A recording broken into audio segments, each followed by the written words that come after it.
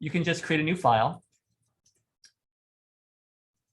And if you scanned on the machine, followed my kind of parameters, and actually, if anybody should do this, when you're creating your document, you can always change the document pixel dimensions, but it's great to do it at the beginning.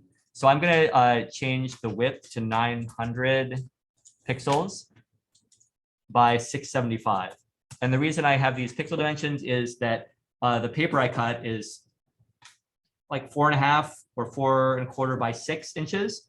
And that's times, I just have you scan by default times 150 pixels per inch or dots per inch on the scanner, just my recommended format. And so that ends up being 900 by 600 pixels. I'm going to change it to 12 frames per second. So we all have 2 seconds. Well, do we want to do 24? I'm going to do it 12 frames per second, even though 24 frames per second is like the tradition. But I think 12 frames per second. You can do either, it doesn't matter.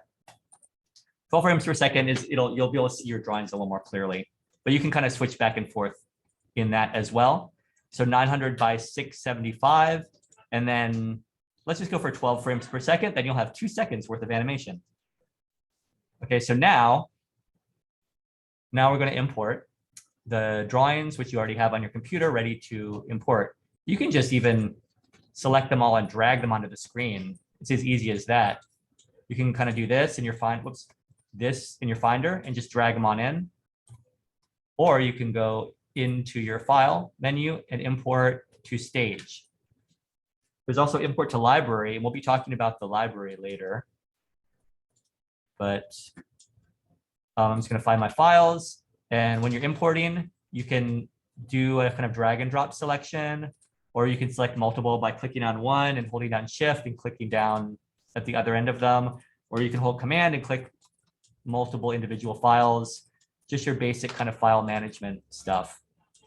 And on your PC, if you're using a non-Mac at home, it'll be a little bit different. Not too much different though. I'm gonna put them all in here, and they're just gonna all be here in a stack. Already selected, all of them are selected. And you really want to do the next step before clicking anywhere. Because if you click somewhere else, you're going to deselect. And then when you're trying to manipulate them, now I'm moving them all individually. Crap. So I'm just going to undo this. I don't want to be moving them individually because it's super easy to edit them all at once. Now if I want to select all of them in the stack, I can like drag and drop, rather than if I just click to select, I only get one. If I drag and drop, I can get all of them. See, now they all move. You can also just click on the keyframe to select everything that is in the keyframe.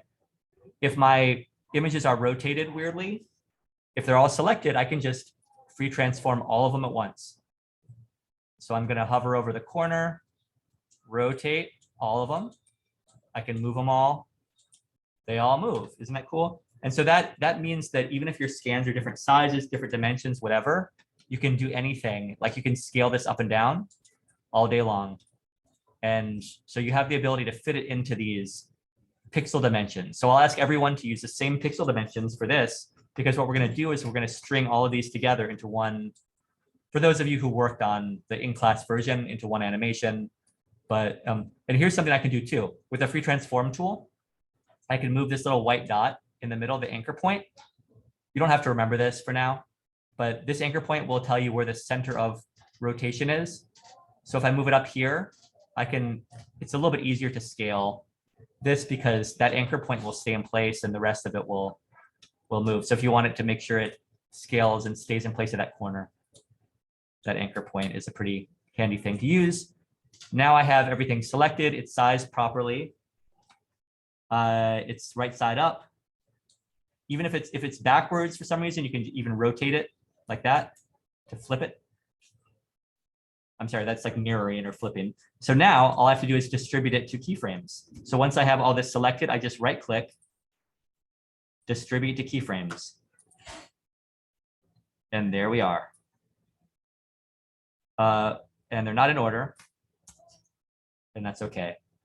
But this looks really good, just not in order. So oftentimes you'll find that if you scan them in order, they'll either be in the right order or they'll be reversed. So you can, if they're just all backwards, you can select the whole string and right click and reverse frames. So that'll just reverse all of them if they're all reversed. That'll make things easier. Didn't help me here, so I'm gonna have to like weed through a little bit more and move them around. So right, like these are all, these should be at the end, but they're at the beginning. So I'm just gonna select this whole string by clicking and dragging till I select everything. It's great that we have these numbered, right? And so now I'm just gonna click this whole section that I selected, dragging it to the end. And so now let's see, I'm gonna scrub through this. 1, 2, 3, 4, 5, 6, 7, 8, 9, 10, 11, blah, blah, blah. So now they're in the right order, but they don't start at the beginning of the animation. So now I'm just going to click the whole string of frames and drag them to the beginning. And I have some extra frames at the end now, and I'll just cut those off by selecting them and clicking remove. Probably if you scan the drawings in the right order or photograph them in the order from 1 to 24, you probably won't have to do that little bit of moving individual frames around. But if you do, it's super easy just by dragging and dropping frames. So now I have a very fluid, wonderful animation. Wait, oh, sorry. This is I'm looking at Samantha. This is Stephanie, good job. And so well, really well done. And this is what we want to see. We want to see the things fluidly, you know, one object fluidly transitioning, one object at the beginning, fluidly transitioning to another object at the end. Let's see, what did you do here? It's like the snake at the beginning. Wow, you puncture that other object and cut it into little bits. I love, what a great idea. Since we're looking at yours, would you like to say anything else about your process? How did it go? Yeah, it took a really long time, like drawing. I drew everything in pencil first, and I found that towards the end, when I got to like the 20th one, I wasn't gonna have like enough frames to kind of get to the end, so I had to like edit it a little bit, move it a little quicker. But other than that, yeah, it was just finding a way to like translate one of the aspects to the end. Yeah, it does move very suddenly at the end. I mean, I think most of us probably, did a lot of you discover that you had to go really fast at the end? Yeah. That's why I like to go through with doing one object transformation and then going back and starting the second one, then the third, because then you like know a little more. Maybe you're going to proceed in a very different way. I mean, it looks like you might have, you didn't do this all at once, did you? You did all the objects in one go? Or like, did you, like when you did the transformation of this like snaky thing to the river at the end, were you also transforming this and this at the same time? Or did you do this whole transformation and then go back to do the raindrop into the... Oh, no, yeah, I did it all at once. Yeah, I guess you would have had to get this because you're really thinking about how these objects interact. Yeah. Like one is actually destroying the other, which is a very cool idea. And this is what I like to see. Like even if you're working very abstractly, you're still kind of thinking about how physical objects are relating together, are pushing and pulling and crashing and destroying each other in the world. I think it's a really good way to operate.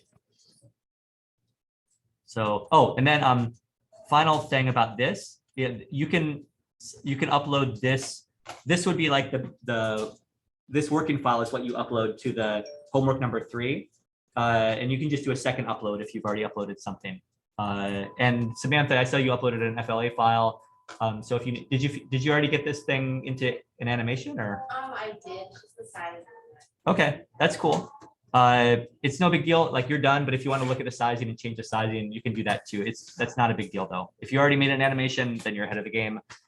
Then the one final thing, if you do want to export one of these as a as like an animated GIF, super easy.